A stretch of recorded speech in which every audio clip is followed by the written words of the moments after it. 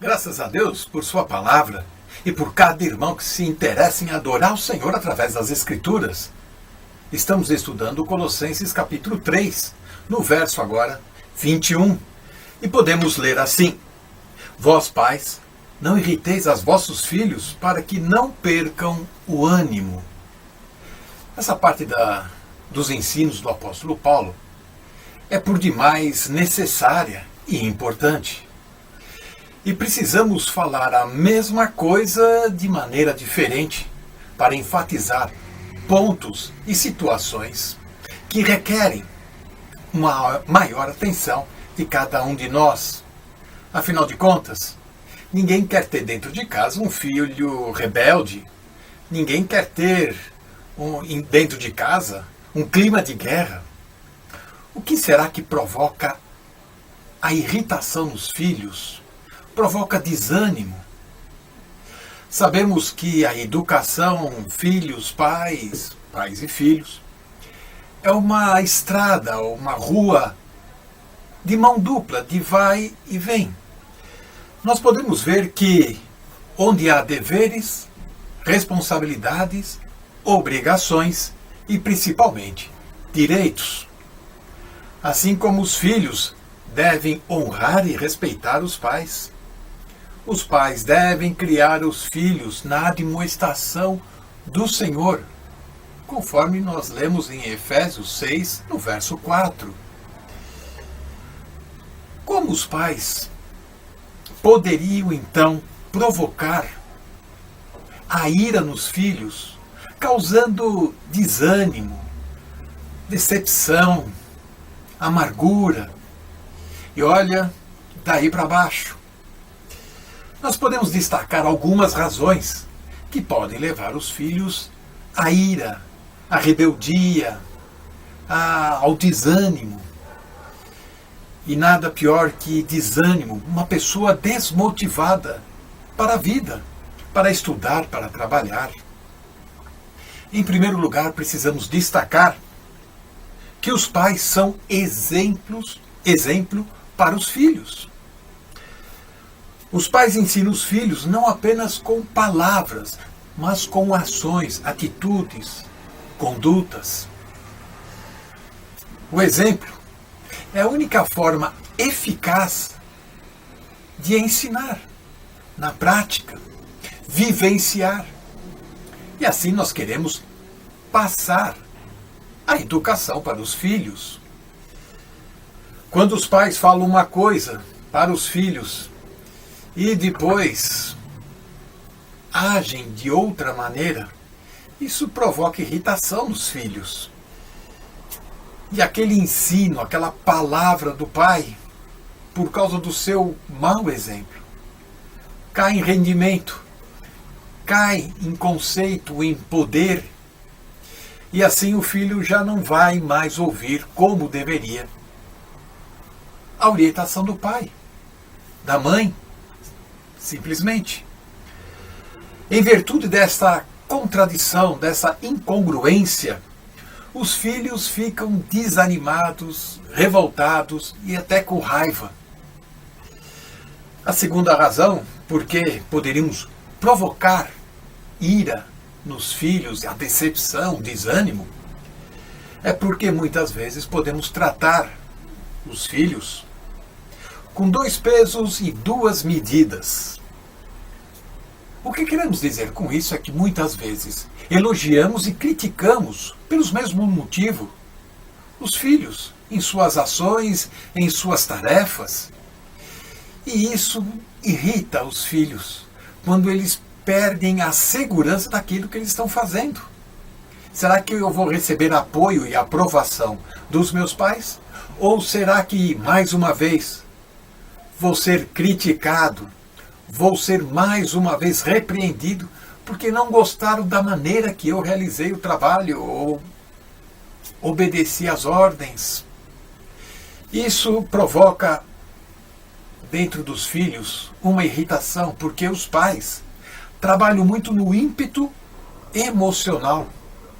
E isso complica e atrapalha na formação, na educação dos filhos, que ficam desanimados e que ficam irritados com pais que oscilam entre a severidade e a irritabilidade. Muitas vezes você manda o filho ajudar em casa numa tarefa e, em vez de você elogiar a iniciativa ou o trabalho dedicado, você uma hora elogia: puxa, que bom, você está lavando a louça. Do outro lado você já critica: mas você gastou metade do sabão, você gastou muita água. Esta oscilação provoca desânimo. E da próxima vez o filho vai pensar duas vezes se vai ajudar ou não, para receber crítica e bronca ou elogio. Há pais que tratam os filhos adultos como se fossem crianças e tratam as crianças como se fossem filhos adultos. Não tem coisa que mais irrita o filho quando isto acontece. Uma outra razão que nós devemos tomar muita atenção é quando os pais preferem um filho em detrimento do outro. Isso acontece numa família um pouco mais numerosa e precisamos distinguir. Cada um tem a sua personalidade, cada um tem o seu dom, cada um tem a sua natureza, cada um tem a sua característica e temperamentos que precisamos distinguir, destacar e saber trabalhar e saber compreender as reações do filho conforme aquele momento. Sim, claro, nós podemos exigir o mesmo empenho de todos numa tarefa, num estudo, num trabalho, mas não podemos esperar o mesmo desempenho nas tarefas e trabalhos, pois cada um tem a sua característica, o seu temperamento, cada um tem a sua personalidade. E quando os pais não distinguem isso e querem se basear sempre no mais velho, cobrando dos menores, isso irrita e desanima os filhos. Quando os pais mostram então este certo ciúme, esta emulação, acaba sempre destruindo e complicando a vida dos filhos, do jovem, que perdem a segurança, perdem a autoconfiança e a motivação. Temos mais uma razão porque muitas vezes provocamos ira e desânimo nos filhos. Isso quando os pais deixam de aplicar a correção, a disciplina, no encorajamento. Os filhos precisam de elogios, correção, e isso é necessário. Quantas vezes nós, por palavras ou incentivo, deixamos de repreender ou complicamos o elogio? O filho fica confuso e essa confusão tira toda a energia, trazendo então tristeza e desânimo. Se os pais só cobram dos filhos, vai produzir neles desânimo. E se os pais só querem mimar, acariciar, acarinhar, querem cada vez mais agradar e proteger o filho, isso vai prejudicar a formação do caráter daquele jovem, daquela jovem. Quinta razão, quando os pais deixam de viver a vida comum no lar. O que queremos dizer com isso? Um ponto muito importante, preste atenção. Há pais que transferem para os filhos aquele amor conjugal que se esfriou ou se perdeu no casamento. E o fracasso do casamento ele quer transferir e quer cada vez mais aflorar nos filhos aquele amor perdido, aquele amor frustrado ou aquele amor esquecido. Os filhos nunca podem ocupar o lugar do cônjuge. Nunca pode ocupar o amor devido dentro do casamento.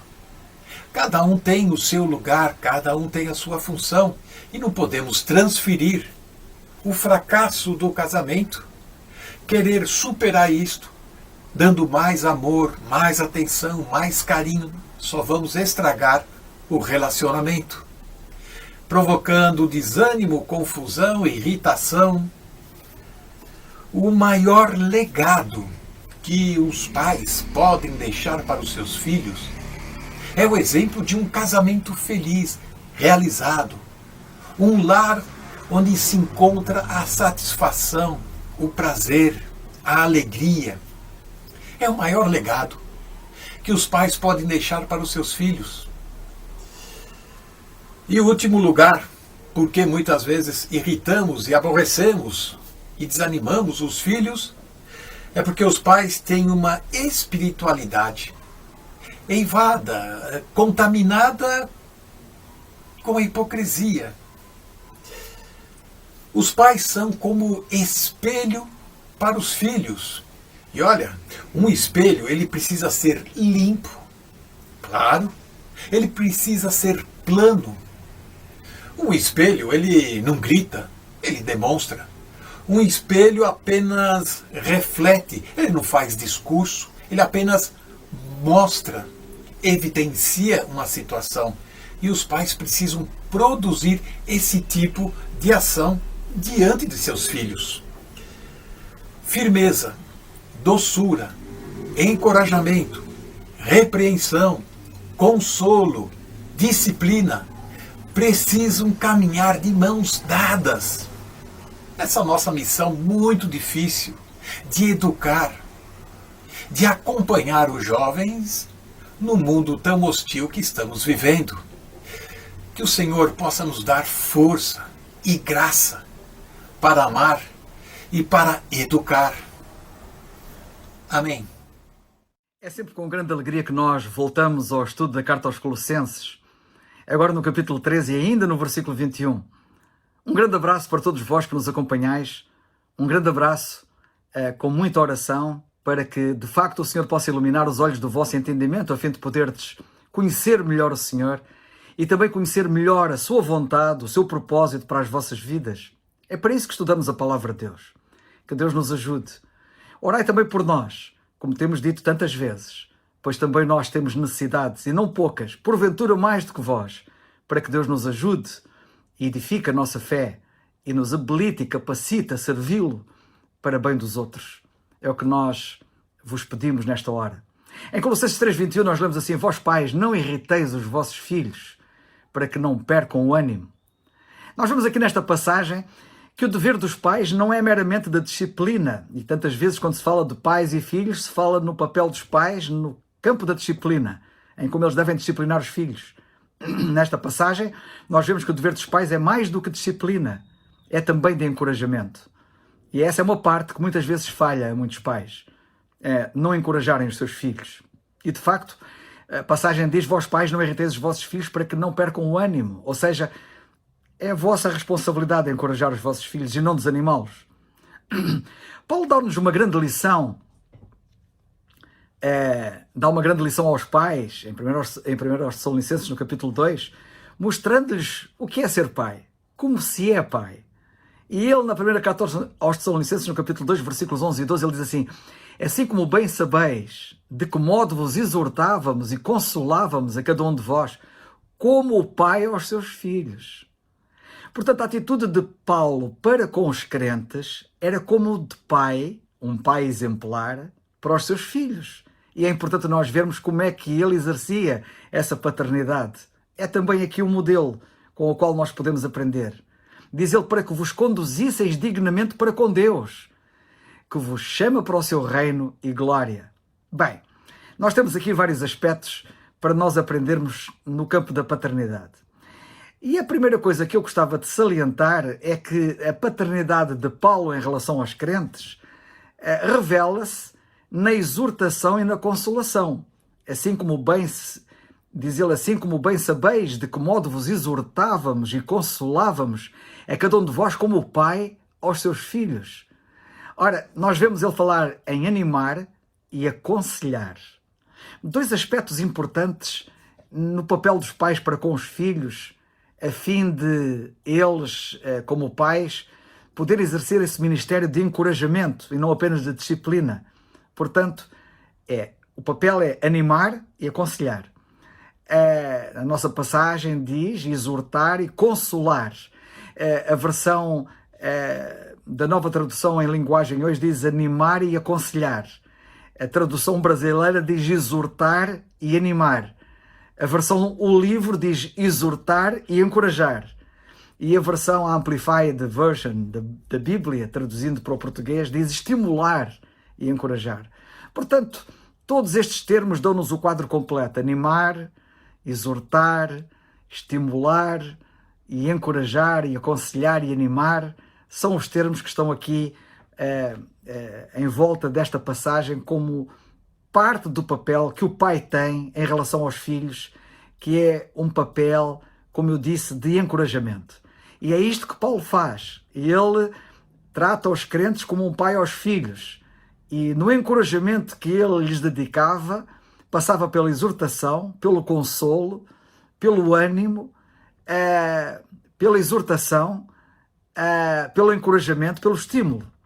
Paulo ensina que o propósito também da educação dos pais não é levar os filhos a meramente comportarem-se bem diante de si mesmos enquanto pais, mas diante de Deus, estimulando-os a pensarem no seu reino e glória. Notemos bem aquilo que ele diz aqui. Assim como bem sabeis de que modo vos exortávamos e consolávamos, a cada um de vós, como o pai aos seus filhos, para que vos conduzisseis dignamente para com Deus. Os pais não podem perder de vista que, no seu papel educativo em relação aos filhos, eles estão a educá-los para Deus, para que vos conduzisseis dignamente para com Deus, que vos chama para o seu reino e glória. É este o papel da educação, educar os filhos para Deus e não para si próprios meramente. Os pais têm que ter consciência que representam o Pai do céu e como tal devem educar os seus filhos para a glória celestial. Que imagem é que tu como pai estás a transmitir do Pai Celestial? Qual é a imagem com que os teus filhos ficam do Pai Celestial depois de te conhecerem a ti no teu exercício da paternidade? Quando eles olham para ti como pai, como é que eles veem Deus como pai? A responsabilidade da paternidade humana é de facto muito grande, porque é papel e responsabilidade da paternidade humana reger-se pelo modelo divino. E se a imagem que é passada de paternidade humana for distorcida, distorce gravemente a paternidade divina. E talvez seja por causa disso, porque tantas vezes ouvimos alguns dizerem se Deus é pai, como é que um pai... Bem, a ideia distorcida que eles têm de Deus como pai, provavelmente, e muito provavelmente, é por causa da ideia distorcida que muitos pais estão a passar na Terra acerca de quem Deus é. E nós sabemos que Deus é perfeito em tudo, e como pai também.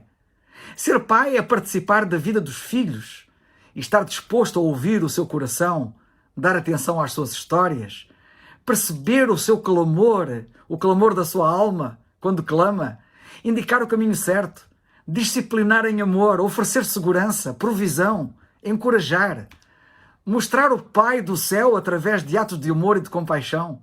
Sim, porque o maior desejo do Pai do céu é que todos os pais da terra plantem nos seus filhos a imagem do Pai celestial, que ama, que cuida, que provê, que encoraja, que incentiva, que consola, que estimula, que perdoa, que resgata, que restitui, enfim, que faz tanta coisa. Evidentemente que neste estudo não vamos poder abordar todos os aspectos que estão envolvidos nisto, mas o grande alerta que queremos aqui deixar é que, de facto, todo o pai terreno deve olhar para o Pai Celestial e aprender com ele a ser pai. E tu deves te perguntar a ti mesmo, que imagem do Pai Celestial estou a passar aos meus filhos? O propósito de Deus é que todo o pai mostre aos seus filhos, com a sua própria vivência, quem é verdadeiramente o Pai Celestial. Um pai de amor, um pai bondoso, um pai fiel, um pai que inspira segurança, disciplina, provisão, proteção, amparo, busca, persistência, perdão, etc. Um pai que não desiste, nem de esperar a volta do seu filho quando ele, porventura, fraqueja, nem de procurar aquele que está perdido. É isso que o Pai Celestial faz, como nós vemos nas Escrituras. Um pai de amor incondicional. É assim que deve ser o pai no exercício da sua paternidade humana, terrena. Pai, mesmo que a tua experiência com o teu pai terreno não tenha sido tão boa, tão exemplar, sabe que o Pai Celestial é o modelo pelo qual te deves cingir e regular. Olha, pois, para o Pai Celestial e aprende com ele a ser pai. Hoje tens a oportunidade de acertar e eu espero que acertes e te possas tornar no pai modelo que Deus quer que sejas. De seres o sacerdote do teu lar, de reproduzires o modelo do céu, de seres o pai que deves ser. Um pai não nasce pronto, não nasce feito. Um pai constrói-se no dia a dia e constrói-se no conhecimento progressivo que ele vai tendo do próprio Pai Celestial, buscando em Deus a sua referência paternal. Que tal de passares a dedicar mais tempo a estudar a Palavra de Deus, para na Palavra de Deus aprenderes a paternidade divina, para aprenderes nas Escrituras como é ser pai, para veres na Bíblia como é que Deus é pai e como é que ele exerce a sua paternidade. Vamos ler em Mateus no capítulo 7, versículos 9 a 11, que diz assim: E qual dentre vós é o homem que, pedindo-lhe pão, o seu filho lhe dará uma pedra? E pedindo-lhe peixe, lhe dará uma serpente? E vós? Vós, pois, sendo maus, se vós, pois, sendo maus, sabeis dar boas coisas aos vossos filhos, quanto mais o vosso Pai, que está nos céus, dará bens aos que lhe pedirem. Ora, o Senhor diz que nós, por natureza, somos maus nesta passagem. E apesar de nós podermos fazer coisas boas, somos maus. E diz o Senhor, quanto mais o Pai Celestial.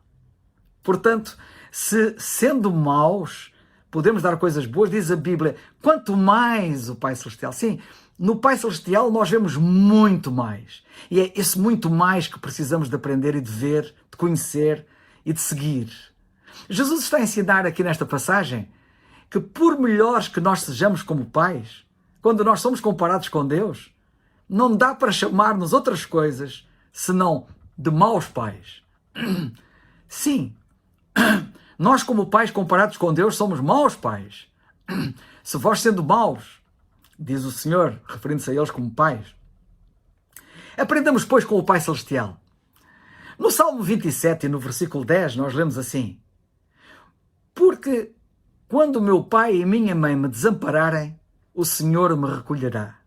Nós vemos aqui nesta passagem que pode haver um momento em que os pais podem falhar connosco, enquanto filhos, mas Deus não. Quanto mais o Pai Celestial, como disse o Senhor.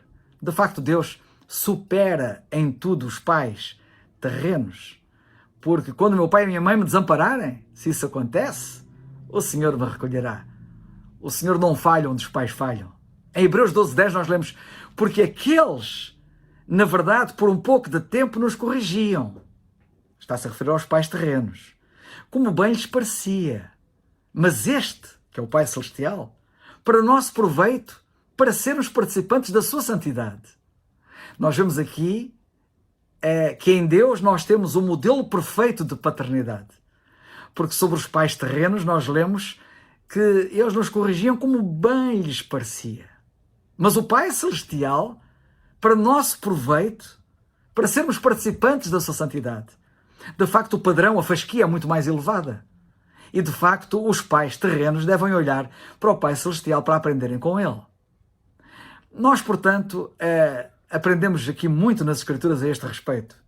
Eu oro para que sejas um pai saudável, um pai modelo, um pai exemplar, que possas desenvolver nos teus filhos a certeza de que no momento do medo que eles tenham, da dúvida e do temor, o lugar mais seguro para onde eles possam fugir e abrigar-se, que eles possam correr, seja para os teus braços, como acontece com o nosso Pai Celestial quando nos encontramos em circunstâncias semelhantes.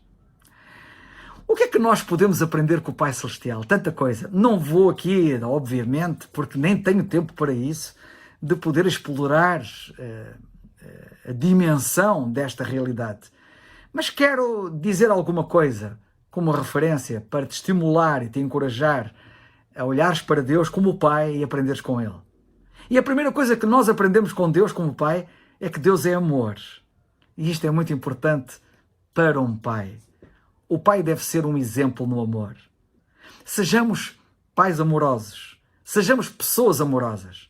A maior necessidade do ser humano é amar e ser amado. E nós precisamos de perceber isto. E é muito importante que isto seja ensinado desde bem cedo às crianças. Elas precisam de ser amadas e de amarem. E desde bebés, nós precisamos sentir amor. Ou não nos desenvolveremos corretamente, saudavelmente. E por isso o pai tem aqui um papel importante, sendo amor, revelando amor ao seu filho pequenino. Sem amor, a criança pode adoecer e até pode morrer. Já ouviste falar de uma experiência conhecida como a experiência de Harlow, que foi feita com filhotes de macacos, com macaquitos, chamados rhesus, que foram colocados em duas mães artificiais? É verdade, pegaram em macacos pequeninos e puseram-nas perante mães artificiais. Uma que era feita de arame, mas que tinha leite acoplado lá no arame. E a outra que era de lã, mas que não tinha leite. E sabem qual foi a experiência que resultou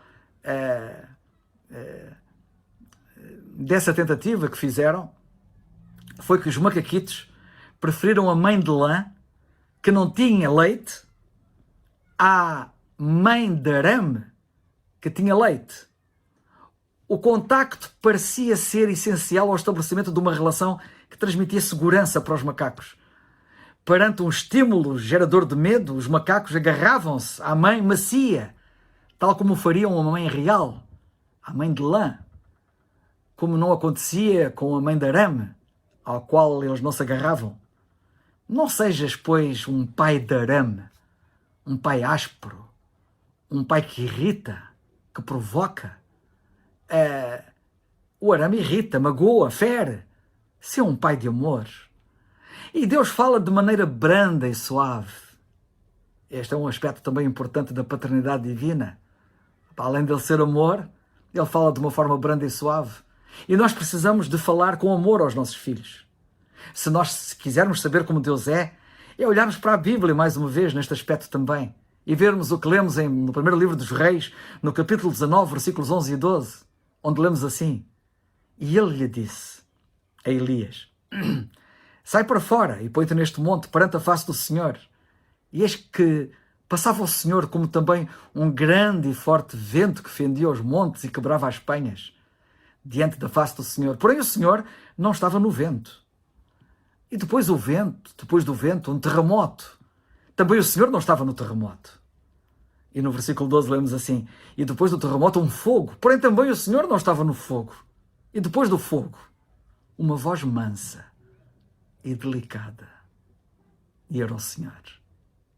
Sim, o Senhor fala de forma mansa e delicada. Como deve ser a nossa voz dentro do lar, perante os filhos?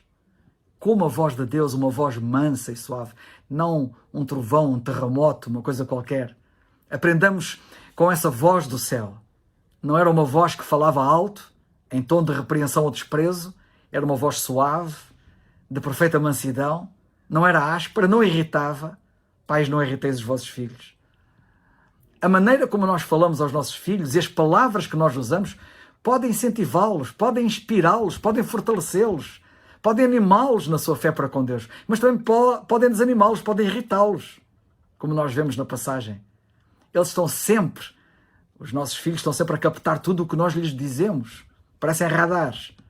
E tu tens a obrigação de saber isso. Portanto, tens também que ter o cuidado de saber o que é que estás a emitir através dos sons das tuas palavras. Que as palavras que nós dizemos expressem o amor do nosso Pai Celestial pelo seu Filho Jesus Cristo. Que amor! É só olharmos para o Pai Celestial e ver o amor que Ele revela pelo seu próprio Filho, o Senhor Jesus Cristo. E por nós. É de facto admirável. E depois façamos uma pausa para ouvir. Porque uma criança é bem capaz de, em troca, quando nós lhes revelamos este amor e lhes falamos com esta brandura e mansidão, uma criança é capaz de dizer-nos em troca grandes e maravilhosas coisas. E não é de surpreender. Não é isso que nós também fazemos com o nosso Pai Celestial? Quando ficamos tão impressionados com Ele, as coisas tão admiráveis e maravilhosas que lhes dizemos em oração, em louvor, em adoração? Deus ouve as nossas orações. É também um aspecto muito importante. E nós precisamos de ouvir os nossos filhos com amor. Muitas vezes, os filhos querem falar, mas os pais não têm ouvidos para ouvir. Os filhos muitas vezes têm um problema real e precisam de ser ouvidos. Eles precisam de falar, eles precisam desabafar, precisam de expor os seus problemas. E é preciso haver ouvidos que ouçam, ouvidos atentos, ouvidos de amor, ouvidos que impliquem ter que desligar a televisão, porventura, ou o computador, ou deixar o livro de parte que se estava a ler, ou a limpeza que se estava a fazer, ou outra coisa qualquer com que se esteja ocupado. Implica algumas vezes em segurar as mãos do filho, ou abraçá-lo, mas principalmente olhar-lhe nos olhos e depois ouvir com empatia, sem juízos, sem julgamentos, que possamos ter uma palavra de amor, de suavidade, para com os filhos quando nos procuram com um problema, que sejamos capazes de os aconselhar, de os corrigir, de os estimular, de os animar, e eventualmente corrigir também por algum comportamento inadequado, mas sempre com amor. Isto é plenamente possível e recomendável. Se nós não os ouvirmos a eles, se não tivermos ouvidos para eles, eles irão desabafar com quem não devem, com aqueles que não os amam. E depois os resultados são trágicos, como nós sabemos. Colossenses 3:21 diz: Pais, vós pais, não irriteis os vossos filhos, para que não percam o ânimo. Que Deus nos ajude.